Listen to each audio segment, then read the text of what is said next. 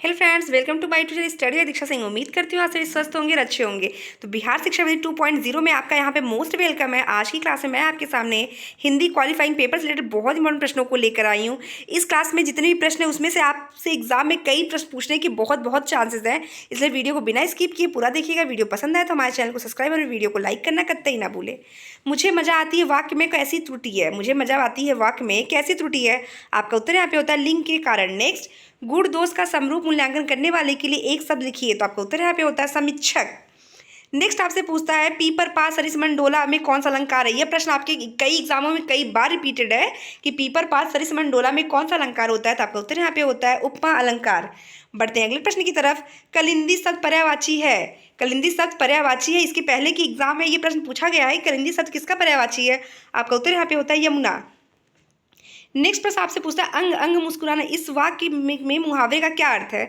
तो बहुत ही प्रसन्न होना। बढ़ते हैं अगले प्रश्न की तरफ। अगला प्रश्न आपकी स्क्रीन पर है, चिड़िया आकाश में उड़ रही है, वाक्य में प्रयुक्त क्रियाएं बताइए। तो चिड़िया आकाश में उड़ रही है, तो यहाँ प्रयुक्त वाक्य क्या है आपका अकर्मक क्रिया। बढ़ते हैं अगले प्रश्न की तरफ। दिगंबर शब्द में कौन सी संधि है। तो दिगंबर शब्द में संधि की अगर बात करें तो इसका संधि विच्छेद करते समय होता है दिक्धन अंबर। दिक्धन अंबर। तो आपका उत्तर यहाँ पे होता है दिगंबर में कौन सी संधि है। तो आपका उत्तर यहाँ पे होगा व्यंजन संधि।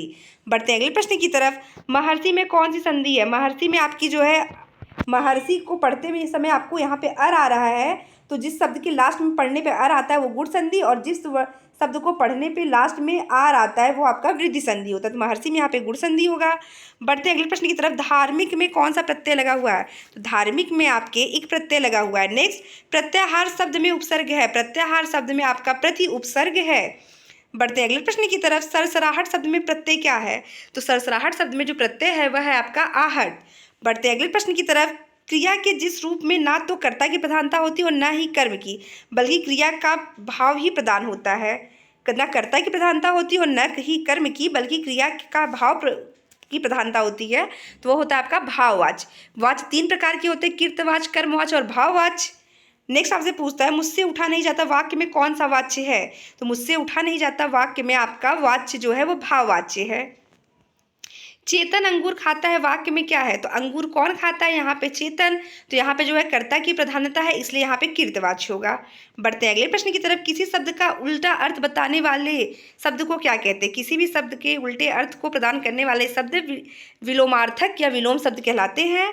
जैसे माता पिता, राजा रानी, गरीब अमीर, इस तरीके के प्रश्न होते। राजा रंक होगा, सर राजा का रंक, माता का पिता, अमीर का गरीब, मीठा का तीखा, इस तरीके से। अघोष वर्ण कौन से होते हैं। अघोष वर्ण कौन सा है। तो यहाँ पे स जो है वो आपका अघोष वर्ण होता है। कौन सा शब्द पुल्लिंग है। तो गिलास आपका यहाँ पे पुल्लिंग है।